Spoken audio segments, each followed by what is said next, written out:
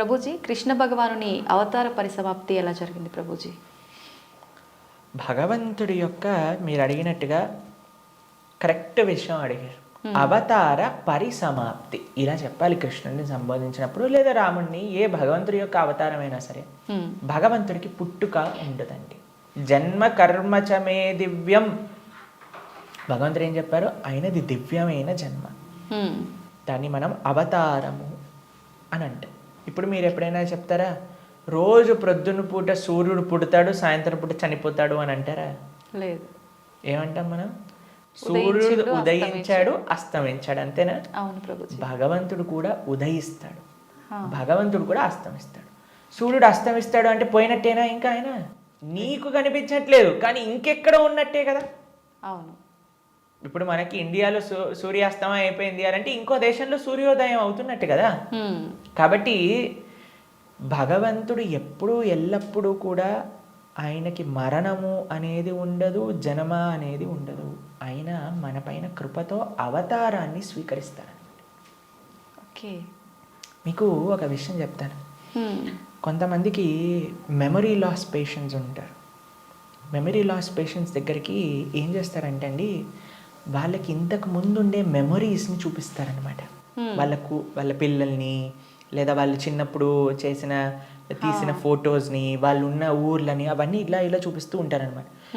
చూపిస్తూ ఉంటే కొన్నిసార్లు ఏదో ఒకటి వాళ్ళ బ్రెయిన్కి ఇలా క్లిక్ అయ్యి అప్పుడు వాళ్ళు గుర్తుపట్టడం ప్రారంభిస్తారనమాట. వాళ్ళు ఎక్స్టర్నల్ కాన్షియస్నెస్లోకి వస్తారు.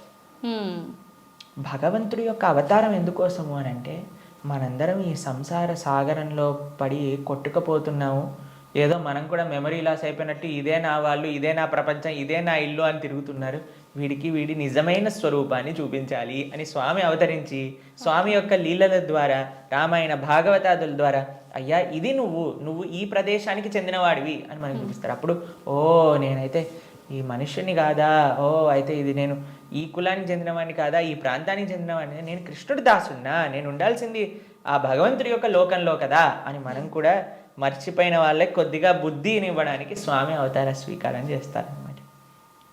మనందరం పడిపోయి ఈ సముద్రంలో పడిపోవడం అంటే ఏంటండి? మునిగిపోవటం. అవును. కానీ సముద్రంలో మునిగేవాడిని కాపాడాలి అని అంటే ఎక్కడో ఆకాశం నుంచి కాపాడలేం కదండి, ఆయన కూడా సముద్రంలోకి రావాలి కదా.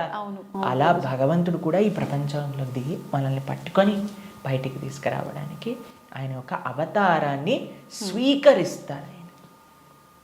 ఆ ప్రయోజనం అయిపోయినట్టు ఏంటి ప్రయోజనం భగవంతుడు అవతరించడానికి? భగవద్గీతలో కృష్ణుడు చెప్పారు, యదా యదా హి ధర్మస్య గ్లానిర్భవతి భారత.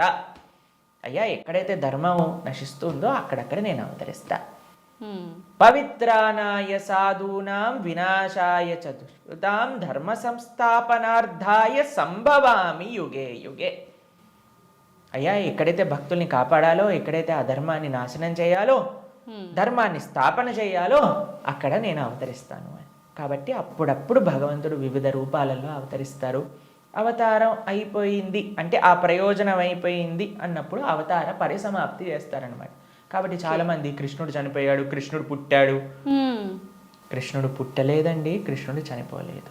కృష్ణుడు అవతరించారు, కృష్ణుడు అవతార పరిసమాప్తి చేశారు. మనం పుట్టంగానే అని ఏడుస్తూ ఉంటారు. ఏడవకపోయినా సరే, ఎవరైనా ఏడవకపోతే ఏం చేస్తారంటే డాక్టర్ వచ్చి రెండు వేస్తాడనమాట, ఏడవాలి మనం. కానీ కృష్ణుడు పుట్టినప్పుడు తెలుసా అండి, నవ్వుతూ పుట్టాడు. అమ్మ నాన్న ఆశ్చర్యపోయాడు. జలధరుదేహు నాజాను చతుర్బాహు సరసీరు జాక్షు విశాలాక్షు జారు గదా శంఖ చక్ర పద్మ విలాసు కంఠ కౌస్తుభమణి కాంతిబాను కమనీయ కటిసూత్ర కంకణ కేయూర శ్రీవత్సలాంఛనాంచిత విహారు సురకుండల ప్రభాయుత కుంటల లాటు వైఢూర్య మణి గణవరి కిరీటు బాలు పూర్ణేందు రుచిజాలు సుగుణాల బాలు భక్తలోక పాలు కృపావిశాలు జూచి తిలకించి పొలకించి యొబ్బి చెలరేగ వసుదేవుడు ఉత్సహింపే అని అంటారనమాట భాగవతంలో.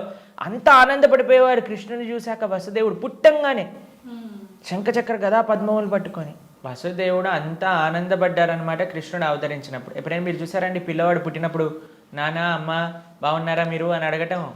కానీ కృష్ణుడు పుట్టంగానే వాళ్ళ చరిత్రలు మొత్తం కూడా చెప్తారు, వసుదేవుడిది ఇంకా దేవకీ దేవిది. దాంతోపాటు ఎంత ఆనందంగా అంటే, చతుర్భుజ రూపంలో ఎవరైనా పిల్లలు చూసారా శంఖచక్రం పట్టుకొని రావటం? లేదు ప్రభు. కాబట్టి మనందరం ఏడుస్తూ పుట్టాం కాబట్టి మనది జన్మ. Hmm. కానీ కృష్ణుడు నవ్వుతూ ఆయన యొక్క స్వరూపంతో అవతరించి తల్లిదండ్రుల్ని ఉద్ధరింపజేయడానికి స్వీకరించిన అవతారము అని అంటారు. కాబట్టి భగవంతుడికి ఎలా అయితే పుట్టుక లేదో అలానే మరణము కూడా లేదు. స్వామి ఎప్పుడూ కూడా ఈ వర్డ్ యూజ్ చేయకూడదు కృష్ణుడి దగ్గర. కృష్ణుడు చనిపోయాడట, రాముడు చనిపోయాడట, ఇవన్నీ మనం అపరాధం అవుతుంది అనమాట. కాబట్టి మనం కరెక్ట్గా మీరు చెప్పిన వర్డ్గా అవతార పరిసమాప్తి, కృష్ణుడి యొక్క అవతార పరిసమాప్తి ఎలా జరిగింది, మేము ఇన్స్టాగ్రామ్లలో యూట్యూబ్లలో ప్రకారంగా చెప్పట్లేదు, శాస్త్రంలో ఏ విధంగా ఉందో ఆ విధంగా చెప్తున్నాం. కాబట్టి దీంట్లో చాలా తేడా ఉంది. ఎందుకంటే మాకు అప్పుడప్పుడు రీల్స్ పంపిస్తూ ఉంటారు, అందులో ఏదో కృష్ణుడు ఇలా అయిపోయాడట అలా అయిపోయాడట అని చెప్తూ ఉంటారు. దాన్ని నమ్మకండి. మీరు శాస్త్రాన్ని అధ్యయనం చేసిన వాళ్ళు ఏం చెప్తున్నారు, అలానే ఇప్పుడు ప్రతి ఒక్కరు కూడా కృష్ణుడి గురించి మాట్లాడడానికి రెడీ అయిపోయారు, ప్రతి ఒక్కళ్ళు కూడా ధర్మం గురించి మాట్లాడడానికి రెడీ అయిపోయారు, ప్రతి ఒక్కళ్ళు కూడా సాధువుల్ని ప్రశ్నించడానికి రెడీ అయిపోయారు. కానీ సాధన ఏమీ లేదు, శాస్త్ర అధ్యయనం ఏమీ లేదు, సేవ ఏమీ లేదు. ప్రతి ఒక్కరికి మైక్ వచ్చింది కదా, కెమెరా ఉంది కదా అని మాట్లాడుతున్నారు అనమాట. కానీ అది కాదండి కరెక్ట్ విధానం. తత్విద్ధి ప్రణిపాతేన పరిప్రశ్నేన సేవయా ఉపదేశంతి తే జ్ఞానం జ్ఞానిన తత్వదర్శన. ఒక గురువు దగ్గరికి వెళ్ళి సేవ చేస్తూ ఎంత కష్టం తెలుసా అండి మీకు. ఒక విధంగా శాస్త్రం విషయాలు నేర్చుకోవాలి అని అంటే ఆ నమ్మకం, ఆ డెడికేషన్, ఆ ఇంట్రెస్ట్, ఆ సేవ, పరిప్రశ్న ఇవన్నీ కావాలి మనకి. ఇప్పుడు ఒక విషయం, మనకి టీవీ మాధ్యమంగానో మన ఇంటర్నెట్ మాధ్యమంగానో అన్ని సులభము అయ్యాయి. ఆ సులభం అవ్వటంలో రెండు ఉన్నాయి. ఎవరైనా మాట్లాడింది మనం నమ్మేస్తాం. అలా కాదు. మనం ఎప్పుడు మేము ఒకటే విషయం చెప్తాం, ఎవరైతే సాధువులు చక్కటి పరంపరాగతంగా జ్ఞానాన్ని నేర్చుకున్నారో, ఎవరైతే శాస్త్ర అధ్యయనం చేశారో అటువంటి వాళ్ళ దగ్గర నుంచి మనం వినాలి. ఎవరైతే గురువుల్ని ఆశ్రయించి గురువుల దగ్గర నుంచి విన్న వాళ్ళు ఉన్నారు, ఎవరైతే జీవితంలో సొంతంగా దాన్ని సాధన రూపంగా వాళ్ళు చేస్తున్నారో అటువంటి వాళ్ళ దగ్గర నుంచి వినాలి. కాబట్టి మనకి భాగవతం చెప్తుంది, భగవంతుడు ఒకానొక సమయంలో అయ్యా ఈ ప్రపంచంలో ఉండే అధర్మ మొత్తం కౌరవుల వైపు ఒక్కసారి అందరినీ గ్యాదర్ చేసేసి కంప్లీట్ చేసేసాను అనమాట. ఇక అయిపోయింది అని అనుకున్నప్పుడు ఆయన చక్కగా ఒక దగ్గర ప్రభాస క్షేత్రము అనే ప్రదేశంలో ఆయన ఇలా ఉన్నారనమాట. ఉన్నప్పుడు ఒక వేటగాడు వచ్చి ఒక జింకని వేటాడుతున్న ఆయన కృష్ణుడి యొక్క పాదాన్ని, శ్రీపాదాలను చూస్తూ జింకలా అనుకొని బాణాన్ని వేశారు. వేసినప్పుడు అది కృష్ణుడి యొక్క పాదానికి తాకింది. మీకు ఒక విషయం చెప్తాను, లాజికల్గా ఆలోచిద్దాం. మీ అందరికీ లాజిక్ థింకింగ్ చాలా ఎక్కువ కదండి. పాదాలలో బుల్లెట్ దిగింది అని అనుకుందాం, బాణం కూడా పక్కన పెట్టేసేయండి, చనిపోయాడు అని మీరు ఎప్పుడైనా విన్నారా? మన సీరియళ్ళల్లో సినిమాలలో అయితే ఇక్కడ బుల్లెట్ తగినా సరే లేచి నించొని మళ్ళీ మాట్లాడిన వాళ్ళు ఉన్నారు. కాబట్టి పాదాలలో బాణం తలిగితే ఎలా కృష్ణుడిని అవతార సమాప్తి చేశారు, శరీరాన్ని చాలించేశారు అని ఎలా చెప్తాను చెప్పండి. కాబట్టి అదొక లీల. ఎందుకండి కృష్ణుడు ఇలా లీల చేశారు? ఎందుకంటే ఆయన చనిపోయాడు అని చెప్పడానికి కొంతమందికి వీలు చూపించాలి కదా. కృష్ణుడు అండి ఈజ్ నాట్. ఇప్పుడు కొంతమంది అంటారు, మా దేవుణ్ణి నమ్మకపోతే నువ్వు నరకానికి వెళ్ళాల్సిందే. కృష్ణుడు అలాంటి వాడు కాదనమాట. కాబట్టి అయ్యా నువ్వు నన్ను నమ్ముకో, నేను నీకు కావాల్సినంత శ్రద్ధ, విశ్వాసం, భక్తిని ఇస్తాను. నువ్వు నన్ను నమ్మకు, నీకు కావాల్సినన్ని రీజన్స్ ఇస్తాను నన్ను నమ్మకపోవడానికి. కాబట్టి అటువంటి వాళ్ళకు ఒక రీజన్ ఇవ్వడానికి అనమాట. భక్తులకి భగవంతుడు అంటే ఎంత అపరిమితమైన ప్రేమ ఉంటుంది అని అంటే స్వామి యొక్క అవతార పరిసమాప్తి గురించి. ఎందుకంటే స్వామి యొక్క ఈ ప్రపంచంలో ఇలా ఉన్న స్వామి అక్కడ ఉన్న భక్తులకు ఒకటే. అప్పుడు జరా అనేవాడికి ఏం చెప్పారు, అయ్యా తప్పైపోయింది స్వామి, నీ శ్రీపాదానికి నేను బాణం వేసా అంటే ఏం కంగారు పడకు, నువ్వు వైకుంఠానికి వెళ్ళిపో అంటే ఆయన ప్రదక్షిణ చేసి ఆయన వైకుంఠానికి వెళ్ళిపోతాడు బాణం వేసినోడు. కానీ బాణం తలిగిన వాడేమో చనిపోయాడు, శరీరాన్ని విడిచిపెట్టేశారు. ఒకళ్ళు చెప్తున్నారు కృష్ణుడు నరకంలో ఉన్నాడట.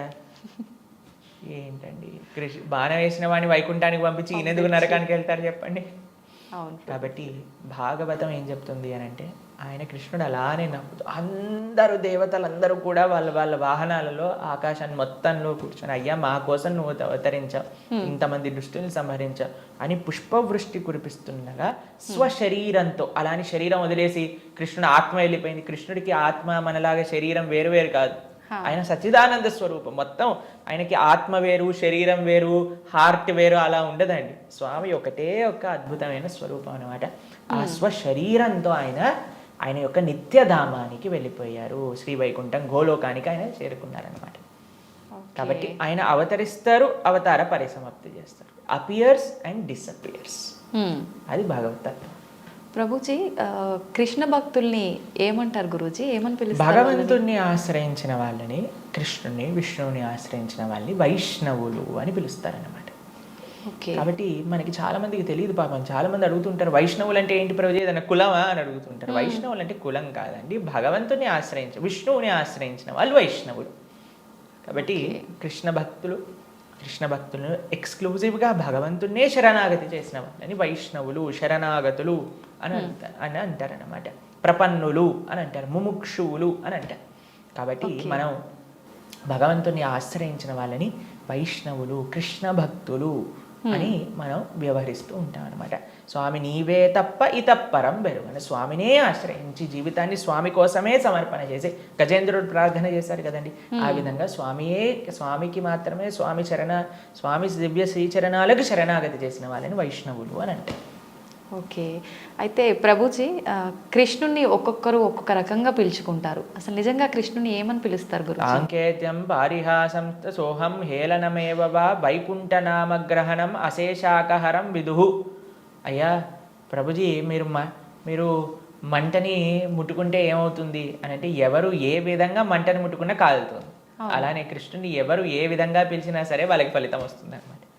సాంకేత్యం పారిహాసం స్తోహం హేళనమేవ జోగ్గా చూడు హరే కృష్ణ వాడు వెళ్తున్నాడు అన్నా సరే, కృష్ణనామం అన్నాడా వాడికి ఆ ఫలితం దొరుకుతుంది అనమాట. వీళ్ళు హరే కృష్ణ వాళ్ళు పుస్తకాలు డిస్ట్రిబ్యూట్ చేస్తుంటారు రోడ్డు పైన అని కోపంగా అన్నా కృష్ణుడు అని చెప్పాను కదా, పని చేస్తుంది అనమాట. ఏ విధంగా మందు లోపలికి వెళ్ళినా సరే పని చేసినట్టుగా స్వామిని ఎవరు ఏ విధంగా ప్రేమించినా సరే, మనం భగవంతుని ఎలా పిలవాలి అని మీరు అడిగారు కదా, ఎలా పిలిచినా ఫలితం ఇచ్చేవాడి యొక్క నామం అయితే ప్రేమతో పిలిస్తే ఇంకేం జరుగుతుంది చెప్పండి. అసలు ఇంకా మంచి అద్భుతంగా ఆ యొక్క భక్తి, ఆ యొక్క ప్రేమ, విశ్వాసంతో మనం ఎప్పుడైతే ఆ భగవంతుడి యొక్క నామాన్ని తీసుకుంటామో, కలో దోష నిదేరాజన్ అస్తి ఏకోన్ మహాన్ గుణాన్ కీర్తనాతేవ కృష్ణస్య ముక్త సంగ పరం బ్రజేత్. ఈ కలియుగంలో అన్ని దోషాలతో నిండిపోయింది. ఎక్కడ చూసినా సరే అండి, మాకు ఫోన్ చేసిన వాళ్ళందరూ ప్రభుజీ ఈ బాధ, ఆ బాధ, ఈ కష్టం, వాడు అలా చేశాడు, వీడు ఇలా చేశాడు, వీళ్ళు అలా మోసం చేశారు, వాళ్ళు అలా మాట్లాడుతున్నారు, వీళ్ళు ఇలా ఇబ్బంది పెడుతున్నారు, ఇదే అండి. ఎక్కడ చూసినా సరే, న్యూస్ చూసినా, టీవీ చూసినా, ఎక్కడైనా ఇదే కదండి అంతా కూడా. ఇక్కడ ఆ యుద్ధం జరుగుతుంది, ఇక్కడ ఈ యుద్ధం జరుగుతుంది, ఇక్కడ ఈ దొంగతనం అయింది, అక్కడ యాక్సిడెంట్ అయింది. ఎక్కడ చూసినా ఈ ప్రపంచంలో కష్టాలే అట. ఈ కష్టాలతో నిండిపోయిన ఈ ప్రపంచంలో నుంచి బయటపడాలి అని అంటే ఏకైక మార్గం ఏమిటి అని అంటే భగవంతుడి యొక్క నామస్మరణ. కేవలం భగవన్నామస్మరణ మాత్రమే మనల్ని తరింపజేస్తుంది ఈ ప్రపంచంలోంచి. అందుకే కృతేయ ధ్యాయతో విష్ణుం త్రేతాయాం యజతో మకై ద్వాపరే పరిచర్యాయాం కలో తత్ హరికీర్తనం. ఈ కలియుగంలో శాస్త్రం ఇచ్చిన ఒక అద్భుతమైన ఔషధం ఏంటి అని అంటే భగవన్నామ స్మరణ. ప్రేమతో, మనస్సుతో ఆ భగవంతుడి యొక్క నామాన్ని స్మరించాలి. హరే కృష్ణ కృష్ణ కృష్ణ హరే హరే, హరే రామ రామ రామ హరే హరే. ఇది మహామంత్రం. అందుకే హరిర్నామ హరిర్నామైవ కేవలం నాస్తైవ గతిరన్యద అని చెప్పారనమాట శాస్త్రంలో. ఆ భగవంతుడి యొక్క నామస్మరణ తప్ప ఈ కలియుగంలో ఇంకొక మార్గం లేదు తరించడానికి అని కూడా మన శాస్త్రం చెప్తుంది. కాబట్టి ప్రేమతో, భక్తితో, శ్రద్ధతో, విశ్వాసంతో, నమ్మకంతో మనం భగవంతుడి యొక్క నామస్మరణ చేయాలి. అయితే ప్రభుజీ, కృష్ణుడి విగ్రహం పెట్టుకుంటుంటారు చాలామంది. అసలు ఎందుకు పెట్టాలి గురూజీ కృష్ణుడి విగ్రహాన్ని? ఇందాక మనం మాట్లాడుకున్నట్టుగా మనకి ఏ వ్యక్తి పైన అయితే ప్రేమ ఉంటుందో ఆ వ్యక్తి యొక్క స్వరూపం మన దగ్గర ఉంటుంది. కాబట్టి మన యొక్క స్వరూపమే భగవంతుడి యొక్క దాసులు. కాబట్టి భగవంతుడిని ఆరాధన చేయాలి. మనం చాలామంది చేసే తప్పు ఏంటంటే స్వామి లేకుండా అమ్మని, అమ్మ లేకుండా స్వామిని ఆరాధన చేస్తూ ఉంటారు. అలా కాదు. మనం రాధాకృష్ణుని ఇరువురిని ఆరాధన చేయాలి. మీరు Okay. మీరు ఇంట్లో శ్రీ విగ్రహాలను పెట్టుకుంటున్నారు అని అంటే ఆరాధన కూడా తప్పకుండా చేయాలి. భగవంతుడికి నైవేద్యం పెట్టడం, ఆరతి ఇవ్వటం, ఉత్సవాలు జరపటం, అభిషేకాలు చేయటం, వీటన్నింటినీ కూడా చక్కగా చేసుకోవాలి. ఇది ప్రియారిటీగా చేసుకోవాలి. ఇది చేసుకుంటే మీ జీవితంలో ఆనందం వస్తుందండి. మిగతాది ఏది చేసినా ఆనందం రాదు. కాబట్టి మనం ప్రణవానంద దాస్ అనే యూట్యూబ్ ఛానల్లో మనకి సదాచారం కోర్సులో మనం ఎలా భగవంతుడి యొక్క ఆరాధన చేయాలి అని చెప్పి ఉన్నాం. దాన్ని తప్పకుండా శ్రవణం చేయండి. అలానే భగవంతుడి యొక్క శ్రీ విగ్రహాలు మీరు తీసుకునే ముందు మనం సంపూర్ణ భాగవతాన్ని చెప్పుకున్నాం. గీతా భాగవతాలు మన ప్రణవానంద దాస్ అనే ఛానల్లో మీకు లభిస్తాయి. ఈ మొత్తం సిరీస్ని శ్రవణం చేయండి. అప్పుడు మీకు అసలు ఎందుకు నేను భగవంతుని ఆరాధన చేయాలి అనే దానిపైన క్లారిటీ వస్తుంది. దాని తర్వాత ఎలా ఆరాధన చేయాలి అనేది మీరు తర్వాత చూసుకుందరు. కానీ కాబట్టి మనం హిందువులుగా కేవలం నేమ్ సేక్ హిందూస్ అవ్వకూడదు, కేవలం బొట్టు పెట్టుకునే హిందూస్ అవ్వకూడదు, శనివారం ఉపవాసం చేసే హిందువులం అవ్వకూడదు, సంవత్సరానికి ఒకసారి వెంకటేశ్వర స్వామి దర్శనం చేసుకునే హిందువులం అవ్వకూడదు.